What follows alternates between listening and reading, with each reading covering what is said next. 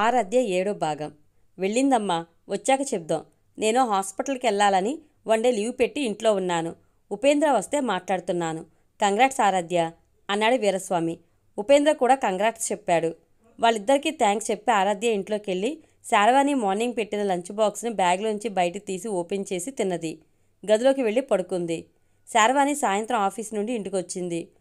Coffee కలిపి భర్తకిచ్చి, ఆరాధ్య లేచి coffee తాగు అంటూ ఆరాధ్యను నిద్రలేపింది. ఆరాధ్య నిద్రలేచి కాఫీ కప్ అందుకుంటూ శారవాణి వైపు చూసి, ఆంటీ, నాకు సాఫ్ట్వేర్ కంపెనీలో జాబ్ వచ్చింది అంది. కంగ్రాట్స్ ఆరాధ్య, మీ వాళ్ళకి చెప్పావా అని అడుగుతూ హాల్లోకి వెళ్ళింది శారవాణి. శారవాణి వెంటే హాల్లోకి వచ్చి ఆమె పక్కన కూర్చుంటూ, చెప్పానా ఆంటీ, హ్యాపీ అయ్యారు అంది కాఫీ సిప్ చేస్తూ ఆరాధ్య. ఉపేంద్ర అక్కడే ఉన్నాడు. శారవాణి ఇంకేం మాట్లాడలేదు. ఆంటీకి తను ఇక్కడ ఉండటం ఇష్టం ఉన్నా అంకుల్కి ఉండకపోవచ్చు.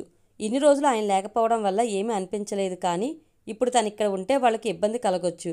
పొమ్మని చెప్పలేక అలా మౌనంగా ఉన్నారేమో అని, ఆంటీ, ఇప్పటికే నాకు చాలా హెల్ప్ చేశారు, ఇంకొక హెల్ప్ చేయండి అని రిక్వెస్ట్గా అడిగింది ఆరాధ్య. ఏంటమ్మా, ఏంటో అడుగు అంది. నాకు జాబ్ వచ్చిందనే కానీ ఇంకో 4 రోజుల వరకు నా చేతికి డబ్బులు రావు. అంకుల్ వచ్చారు కాబట్టి నేను హాస్టల్కి వెళ్తాను. అక్కడ అడ్వాన్స్ కట్టందే నన్ను హాస్టల్లో ఉంచుకోరు. ఆ అడ్వాన్స్ మీరు ఇవ్వండి, శాలరీ రాగానే మీకు ఇస్తాను అంది.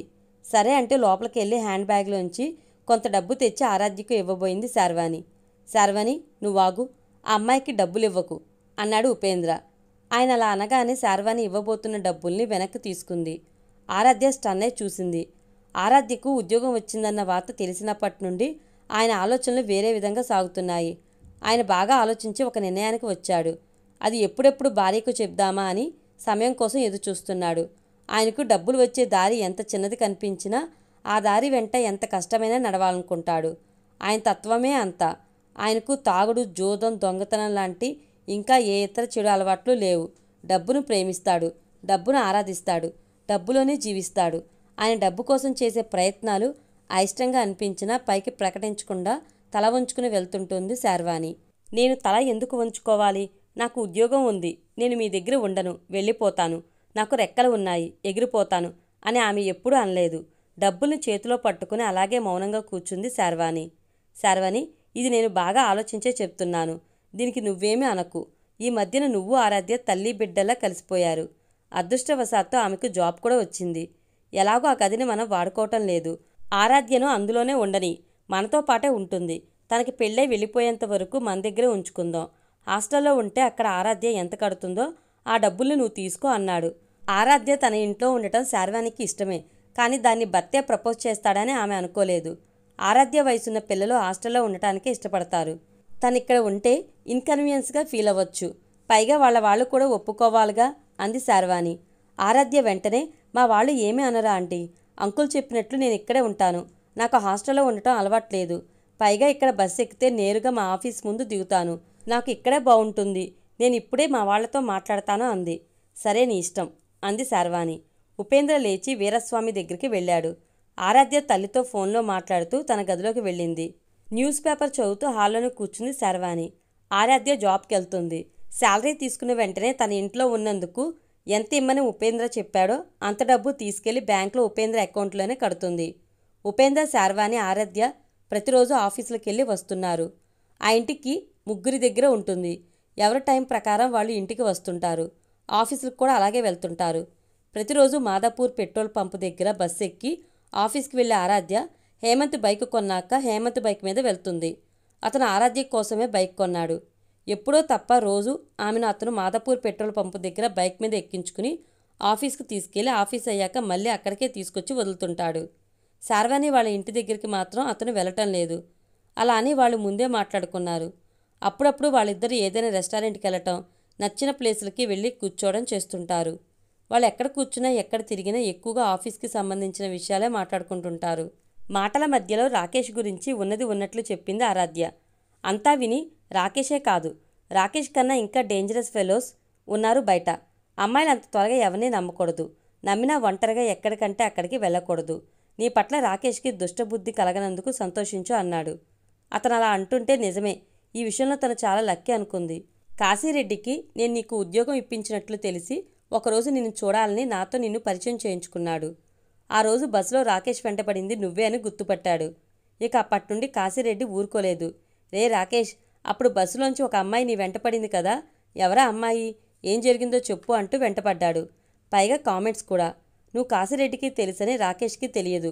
అయినా కూడా నీ గురించి అతను ఒక్క మాట కూడా బ్యాడ్గా చెప్పలేదు. అదే మాకు ఆశ్చర్యం అనిపించింది. ఎందుకంటే రాకేష్ లాంటి వాళ్ళెప్పుడు అలా ఉండరు. రాకేషే కాదు, ఏ అబ్బాయి అయినా తనకి ఒక అమ్మాయితో క్లాష్ వచ్చింది అంటే ఆ అమ్మాయి గురించి నెగిటివ్గానే చెప్తాడు. అందుకే అబ్బాయిలతో ఫ్రెండ్షిప్ చేసేటప్పుడు అమ్మాయిలు 1-2 సార్లు బాగా థింక్ చేశాకనే చెయ్యాలి. కేర్ఫుల్గా ఉండాలి. ఇప్పుడు రాకేష్ మా గదిలో లేడు. కాశీరెడ్డిని భరించలేక వేరే ఫ్రెండ్స్ గదికి షిఫ్ట్ అయ్యాడు. అతను మా గదిలో లేకపోయినా ఆఫీస్లో మాత్రం నా క్యూబికల్ పక్కనే ఉంటాడు. రోజు కనిపిస్తాడు అన్నాడు. ఆరాధ్య ఆసక్తిగా అలాగా, అతను వర్క్ విషయంలో ఎలా ఉంటాడో అంది.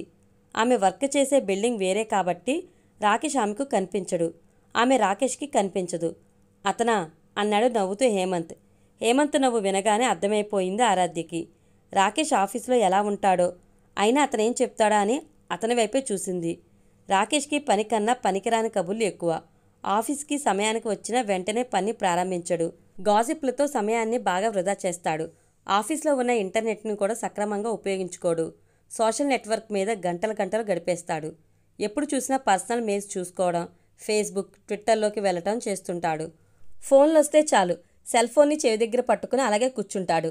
అతను సరిగ్గా పనిచేయడు. పక్క క్యూబికల్ అతన్ని పని చేయనీయడు. నేను చాలాసార్లు చెప్పి చూశాను, పనిని నిర్లక్ష్యం చేస్తే డెడ్లైన్ సమయానికి పూర్తి చేయలేమని. అయినా వినేవాడు కాదు. నేనిక చెప్పడం మానేశాను అన్నాడు హేమంత్. రాకేష్ విషయం వదిలేస్తే హేమంత్ మాటలు ఎవరు విన్నా ఆఫీస్ వర్క్ని నీట్గా నేర్చుకుంటారు. దానికి నిదర్శనం ఆరాధ్యనే. ఆరాధ్య కూడా హేమంత్ తనకి రెఫరెన్స్ ఇచ్చాడు కాబట్టి పని పట్ల కాన్సన్ట్రేషన్ పెడుతుంది. హేమంత్ చెప్పిన మెలకువల్ని పాటిస్తుంది.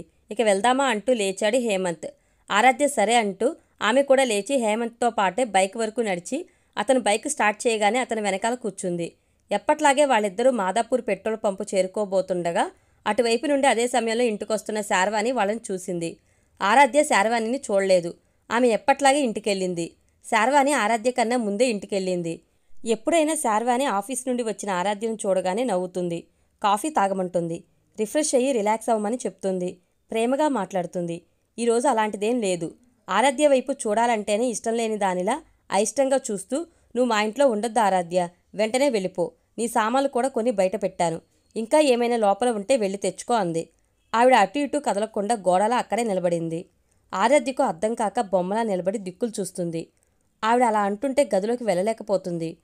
నువ్వు గదిలోకి వెళ్ళిన వెంటనే నీ సామాన్లతో బయటకు రా, అక్కడ ఉండొద్దు అంది. ఆరాధ్య కళ్ళల్లో నీళ్లు తిరిగాయి. ఆంటీ, నేనేం చేశాను? మీరు నన్నెందుకు ఇలా అవమానించినట్లు మాట్లాడుతున్నారు? మీరేమీ చెయ్యరమ్మా. అబ్బాయిల బైకుల మీద మాత్రం తిరుగుతారు. జరగనది ఏమైనా జరిగితే మీ తల్లిదండ్రులు ఏడవరు, మా మీద వచ్చి పడతారు. బాధ్యతగా చూడలేనప్పుడు మీ ఇంట్లో ఎందుకు ఉంచుకున్నారు అని అడుగుతారు. ఇవన్నీ మాకెందుకు చెప్పు? ఇలాంటి తలనొప్పులు మాకు అవసరమా అంది. శార్వాణి మాటలు ఇప్పుడు పూర్తిగా అర్థమయ్యాయి ఆరాధ్యకి. ఆంటీ, నేను అతను ప్రేమించుకుంటున్నాం, పెళ్లి చేసుకోవాలనుకుంటున్నాం. ఇంట్లో చెప్పాలని వెయిట్ చేస్తున్నాం. అంతవరకు మీరు కూడా కొంచెం ఓపిక పట్టండి. ఈ విషయంలో నేను హామీ ఇస్తాను అంది. చాలు చాలు నీ హామీలు. జాబ్ ఇప్పిస్తాను, హైదరాబాద్ రమ్మని హ్యాండ్ ఇచ్చిన ఆ రాకేష్ని నువ్వు నమ్మి అతని బైక్ మీద తిరుగుతావేమో కానీ నేను నమ్మను. నువ్వు అతని మాయలో మళ్ళీ పడిపోయావు, నీ కర్మ అంది. ఆంటీ, ఇతను రాకేష్ కాదు, ఇతను వేరే అని ఆరాధ్య హేమంత్ గురించి చెప్పబోయేంతలో ఉపేంద్ర వచ్చాడు. వాళ్ళని అలా చూసి, ఏంటి మీ ఇద్దరేదో ఘర్షణ పడుతున్నట్లున్నారు, ఏం జరిగింది అని అడిగాడు. ఏం జరిగిందో శార్వాణి చెప్పింది. ఈ ఒక్కసారికి వార్నింగ్ ఇచ్చి వదిలే, ఇంకెవరి బైకులో ఎక్కదులే అన్నాడు ఉపేంద్ర. ఇదేంటి వీళ్ళు నన్నిలా అనుకుంటున్నారు అని నివ్వెరపోతుంది ఆరాధ్య. ఏదో చెప్పబోయింది. నువ్వింకేం చెప్పకు. మా ఆయన డబ్బు మనిషి. నెలలా నువ్విచ్చే డబ్బుల కోసం ఆయన అలాగే అంటారు. నేను మాత్రం నిన్ను ఉండనివ్వను. ఇప్పుడే వెళ్ళిపో. వెళ్తావా వెళ్ళవా అంది కోపంగా. ఆరాధ్య ఇంకేం మాట్లాడలేదు. రోషంగా గదిలోకి వెళ్ళింది. వెంటనే తన సామాన్లతో బయటకొచ్చింది. రోడ్డు మీదకొచ్చి నిలబడి హేమంత్కి కాల్ చేసింది. హేమంత్, ఆంటీ నన్ను ఇంట్లోంచి వెళ్ళగొట్టారు. ఇప్పుడు నా పరిస్థితి ఏంటి అంటూ జరిగింది మొత్తం చెప్పింది. అంతా విని ఏం కాదు, నువ్వేం కంగారు పడకు. నువ్వెక్కడున్నావో చెప్పు అన్నాడు హేమంత్. చుట్టూ చూసి ఆమె ప్రస్తుతం ఎక్కడున్నదో చెప్పింది. అక్కడే ఉండు, నేనొస్తున్నా అంటూ వెంటనే షార్ట్లోంచి డ్రెస్లోకి మారి ఇంట్లోంచి బయటకొచ్చాడు. బైక్ మీద కూర్చుని బైక్ని ఎప్పుడు పోనంత స్పీడ్గా పోనిచ్చాడు. అతను పోతున్న వేగానికి ఒత్తుగా ఉన్న అతని క్రాఫ్ పట్టుకుచ్చుల వెనక్కి ఫోళ్లే గాలి తాకిడికి చెదిరిపోతుంది. చూపులు అతి చురుగ్గా రోడ్డు మీద కదులుతున్నాయి. అతనంత స్పీడ్గా బైక్ని నడుపుతున్నా ఆమెతో ఫోన్లో మాట్లాడుతూనే వెళ్ళాడు. బైక్ దిగి ఆమె దగ్గరికి వెళ్ళాడు. ఈ కొద్ది సమయంలోనే ఆమె పడిన మానసిక ఒత్తిడి ఆమె ముఖంలో కనిపించింది.